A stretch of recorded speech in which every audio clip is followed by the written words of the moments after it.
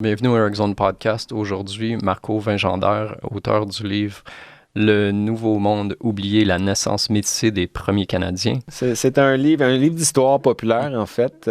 Donc, ça s'inscrit un peu dans la lignée là, des livres que Jacques Lacourcière a écrits là, en 95 et un peu au-delà.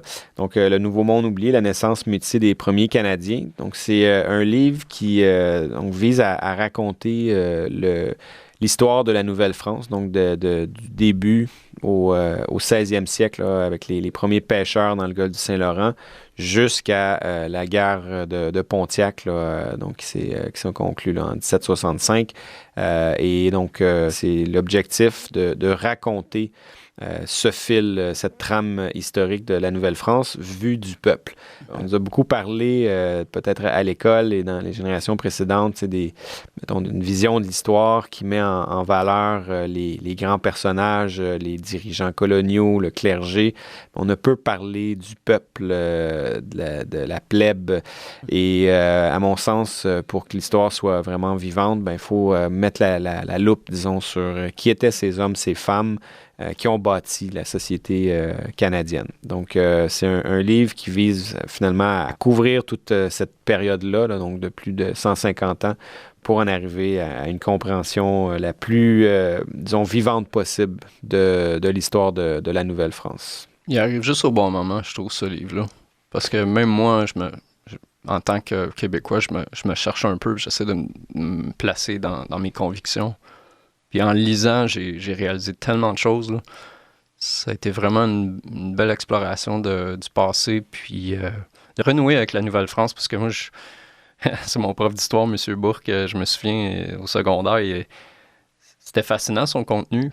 Peut-être qu'il manquait des choses, justement, qu'il y a des indications qui sont faites dans ton livre, qui sont présentées, puis... mais j'étais pas là à l'époque, puis vraiment, ton livre m'a permis de renouer là, avec la Nouvelle-France. Ton livre arrive vraiment au bon moment, je trouve. Ouais, merci pour tes bons mots. Je sens aussi, effectivement, qu'il y a une pertinence, disons, à se remémorer l'histoire, puis, tu sais, ça, c'est quelque chose qui est très, très clair, très généralisé. Je pense qu'on est... au Québec et de manière générale aussi, même à certains niveaux en Occident, on est assez amnésique de l'histoire et de notre histoire. Et je pense que de remédier à cette amnésie-là, c'est un pas nécessaire vers, une capacité de comprendre qui on est en tant qu'humain.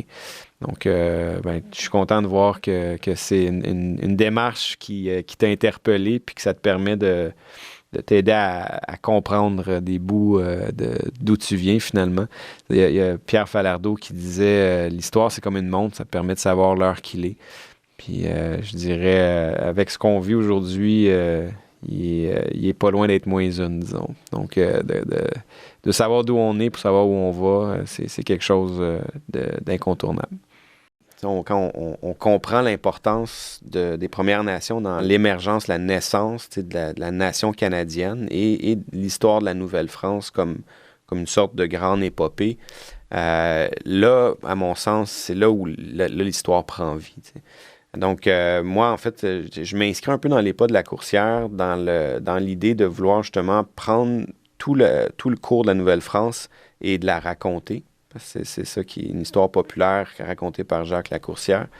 Moi, c'est ça aussi que j'ai écrit sur mon livre, une histoire populaire racontée par Marco Vingendaire, dans le sens de, OK, on va faire ça, on va couvrir toute la chronologie de la Nouvelle-France, mais là, cette fois-ci, on va inclure cette dimension qui a été occultée, cette dimension autochtone. C'est vraiment dans les 30 dernières années, particulièrement, qu'il y a eu une sorte de corpus d'écrits d'historiens qui sont venus redécouvrir, redéterrer ces éléments-là de l'histoire. En commençant avec Denis Delage, d'ailleurs, qui en 85 qui a écrit le Pays renversé. Lacourcière, de son côté, lui, c'est en 96 qui a écrit, en 95 qui a écrit son livre, là, l'histoire populaire du Québec. Il y avait encore assez peu d'écrits, d'ouvrages qui allait permettre de vraiment faire valoir la présence puis l'importance autochtone dans l'histoire. T'sais. Donc, c'est vraiment à la lumière, moi, des travaux des 3 dernières décennies que j'ai pu écrire mon livre. puis traiter de cette question du rôle des Autochtones. Et nos élites à nous, le clergé, au premier chef, et nos élites, certains historiens, on a commencé à justement vouloir évacuer la place de l'Amérindien dans notre histoire, et on s'est fait français en Amérique.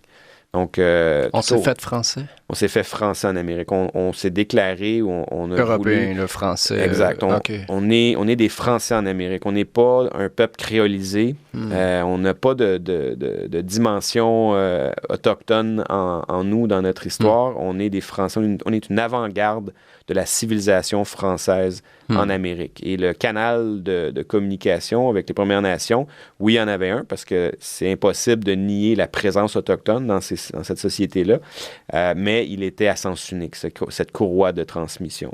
C'est nous qui avons apporté les bienfaits de la civilisation aux Premières Nations, qui étaient des peuples barbares et primitifs.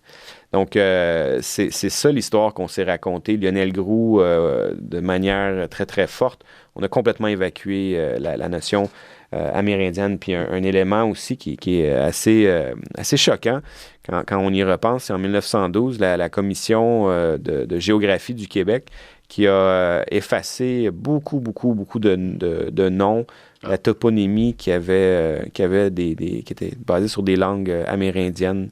Et c'était toujours dans cette optique de civiliser le territoire. T'sais.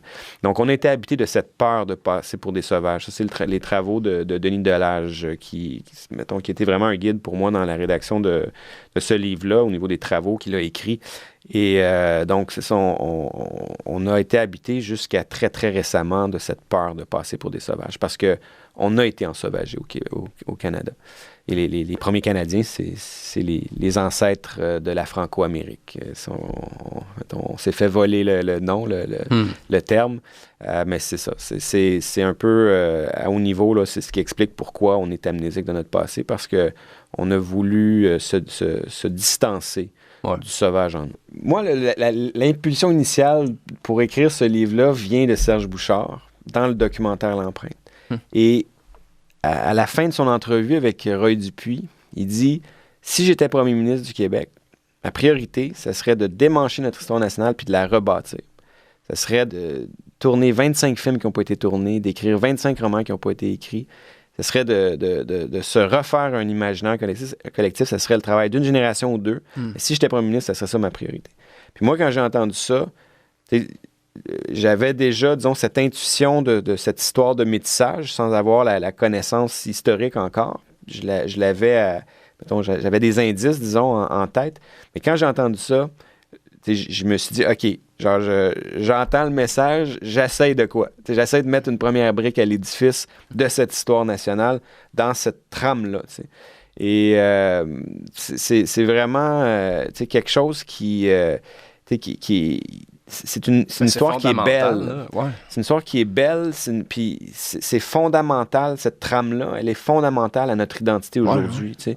Pour moi, c'est ça, ce livre-là, je l'ai écrit parce que j'étais conscient de cette amnésie qui m'habite, j'étais conscient d'une sorte de trajectoire historique de métissage qui n'a pas été racontée. Le documentaire L'Empreinte permet de toucher à ça de manière assez efficace. Et je me suis dit, je vais parcourir, j'ai parcouru plus de 200 ouvrages pour, disons, comme des pièces Lego, les assembler dans un seul ouvrage qui viendrait, disons, ramasser l'essentiel de ce que moi je considère être important pour l'histoire de la Nouvelle-France, ou en tout cas quelque chose qui ne peut pas être laissé en pan. Et pour moi, c'est ça, c'est la mémoire d'un peuple que ce livre représente, à mon sens. C'est quiconque est habité d'une volonté de vérité, d'une quête de vérité historique sur l'histoire de cette terre, sur l'histoire de sa nation, sur qui on est en tant qu'humain. Et moi, personnellement, j'ai tombé en amour avec ma culture québécoise de manière assez forte après avoir voyagé en Amérique du Sud, après avoir backpacké puis avoir découvert des cultures qui étaient tellement différentes de la mienne. Et de revenir à la mienne, j'ai « Oh, OK, c'est pas immuable, cette culture. Il y a d'autres façons de voir la vie. » Puis là, tu retrouves ta culture, puis tu as une appréciation nouvelle. Donc, c'est ces différences, cette diversité qui est source de richesse à l'échelle de la planète. Donc, pour moi, d'être dans une quête identitaire, c'est foncièrement positif et c'est, à mon avis, propice, disons, à une véritable reliance, disons, à l'humanité dans son ensemble, à la grande famille humaine, comme un grand arbre. Pour ton livre, pourrais-tu nous donner les informations là, pour aller chercher le livre, puis peut-être des sites web là, qu'on peut aller en savoir plus, puis peut-être des entrevues aussi? Et c'est ça, il y a pas mal de stock, disons, qui a été produit là, depuis l'automne dernier. Donc, le livre, en ce moment, est disponible sur la base de dons volontaires en format numérique sur une plateforme qui s'appelle Marché B. Donc B comme Benoît, donc Marché B. Et donc le livre est hébergé là-dessus, en format PDF et EPUB. Et donc les gens peuvent aller sur ce site-là, puis pourront trouver assez facilement le livre, donc Le Nouveau Monde oublié, la naissance métissée des premiers Canadiens. Et il y a également la page Facebook du livre qui est là, donc bien actif. Et c'est là où je place donc tous les entrevues que je fais. Donc en ce moment, je suis en train de terminer une série d'émissions à la radio franco-ontarienne CFRH FM. La question Métis. Donc, c'est une version orale du livre, finalement. Là, ça va être 11 épisodes à ce stade-ci. Je pense que pour bien m'assurer de couvrir tous les aspects. Donc, il y a cette série-là.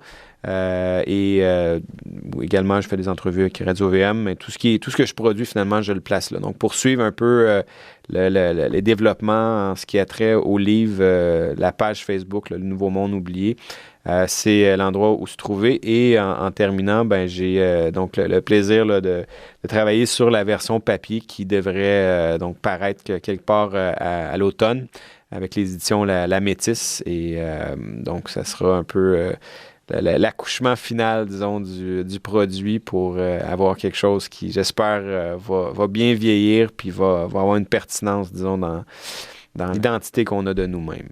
Cette démarche de quête identitaire, je pense que l'histoire est un incontournable pour pouvoir arriver à bon port. Ah, il est vraiment bon, ton livre. Vraiment, c'est bien écrit. Là, tu le vois, tu as la touche de l'écrivain. Là. Tu voulais-tu écrire un livre, toi, dans ta vie? Ou c'était pas... Non? Non, pas... non, c'est à travers ma carrière en communication, relations publiques, disons, j'ai développé l'art d'écrire.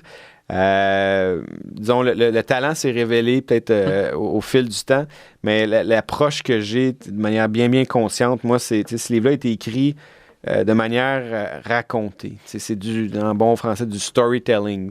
Comme si on était assis autour du feu, puis je vais vous raconter l'histoire de Champlain à Ticonderoga avec ses alliés contre les Mohawks. Quelle histoire fabuleuse.